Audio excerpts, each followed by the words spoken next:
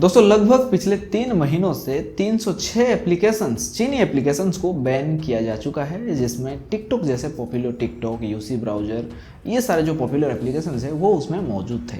इसी के साथ ही डर यहाँ पे ये बना हुआ था गेमिंग इंडस्ट्री में, जो गेम प्रेमी है यानी पबजी प्रेमी है उनके मन में, कि कहीं भी पबजी बैन ना हो जाए, क्योंकि ये भी खबर बीच में कुछ दिन चला था। आखिरकार जिस बात का डर था पबजी प्रेमियों को वही हुआ, यानी कि पबजी के साथ 117 और एप्लीकेशंस को भारत में बैन कर दिया गया कल से।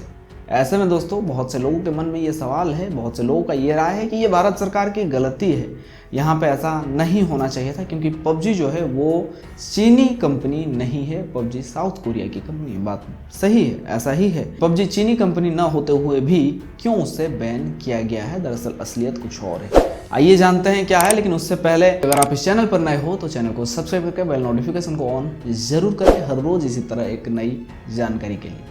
दोस्तों चाइना और भारत के बीच जो विवाद हुए थे उसके बाद से ये सिलसिला जो है जारी है, यानी कि आप इससे एक डिजिटल सर्जिकल स्ट्राइक समझ सकते हैं भारत का चाइना पर। लेकिन बात दरअसल ये नहीं, लोग सिर्फ यही सोच रहे हैं कि दोनों देश के बीच तनाव होता है बॉर्डर पर लद्दाख में, उस वजह से एप्लीकेशंस को बैन किया जा रहा है। क्या भारत के पास और कोई रास्ता नहीं है कि सिर्फ एप्लीकेशंस को वो बैन करेगी?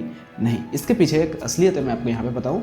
यहाँ जो है एप्लीकेशंस को बैन करने के पीछे देश का सुरक्षा को देखते हुए एप्लीकेशंस को बैन किया गया है। यानी कि ये जो एप्लीकेशंस है ये यूजर की डेटा को देश के बाहर दूसरे सर्वर्स में स्टोर कर रही थी। तो ये इलीगल है, ऐसा नहीं होना चाहिए, क्योंकि इससे जो है यूजर के साथ देश को भी खतरा है। आपने सुना होगा मशहूर एप्लीकेशन टिकटॉक के बैन होने के बाद पबजी पर भी यहाँ सवाल खड़े हुए थे। तो पबजी ने यहाँ पे दावा किया था कि हम भारत सरकार के खिलाफ नहीं जाएंगे, भारत में जो भी कुछ नियम है उन नियमों का पालन करते हुए हमारा एप्लीकेशन जो है भारत में चलेगा।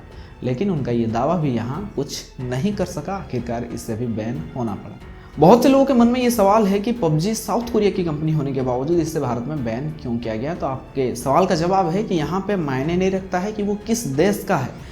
बैन करने की वजह जो बताई गई है, डेटा को चुराने के लिए बैन किया गया है, तो वो चाहे किसी भी देश का क्यों ना हो, अगर ऐसा करते हुए कोई भी एप्लीकेशन पाया जाता है तो उससे बैन किया जाएगा। लेकिन सच कुछ और भी है दोस्तों, यानी कि ये साउथ कोरिया के होने के बावजूद भी चाइना का एप्लीकेशन है। दरअसल मैं आपको पबजी की शुरुआत जब हुई थी वो बातें बता देता हूँ। साल 2017 में जब पबजी को शुरू किया गया था, लॉन्च किया गया था पीसी कंसोल्स के लिए, पबजी की डिमांड, पबजी की पॉपुलैरिटी जो है काफ़ी ज़्यादा कम दिनों में ही बढ़ जाती है। इसे लॉन्च किया था ब्लू होल स्टूडियो ने, जो कि साउथ कोरिया की कंपनी है। इसकी पॉपुलैरिटी को देखते हुए चाइना बीच में मुझे शब्द नहीं मिल रहे हैं, खैर चाइना जो है एक प्रस्ताव लेकर जाती है साउथ कोरिया के पास। चाइना की कंपनी टेंसेंट गेम्स के बारे में आपने सुना जरूर होगा।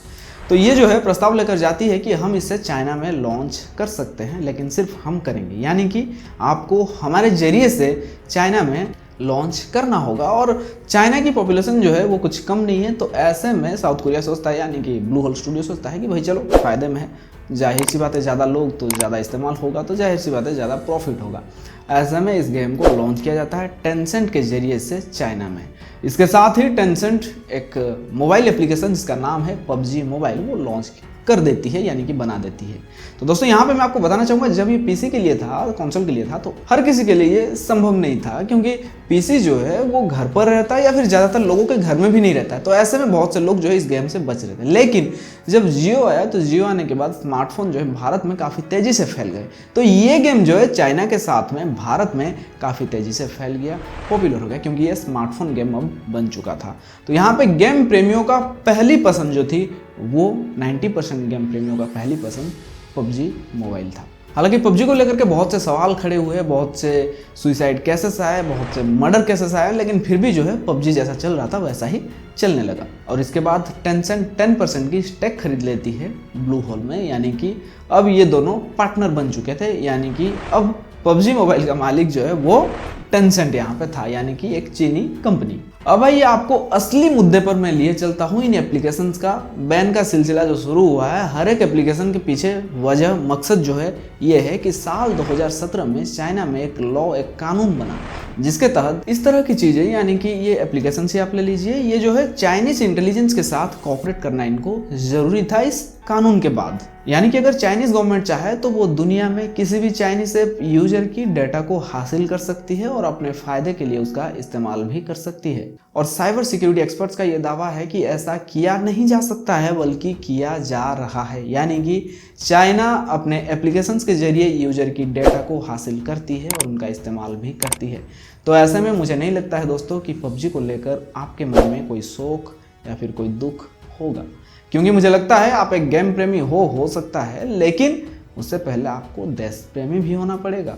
खैर दोस्तों, ये तो थी मेरी राय, मेरे लिए बहुत मायने रखती है आपकी राय। अगर आपकी राय देश के हित में है तो प्लीज़ अपनी राय मुझे कमेंट करके ज़रूर बताएं।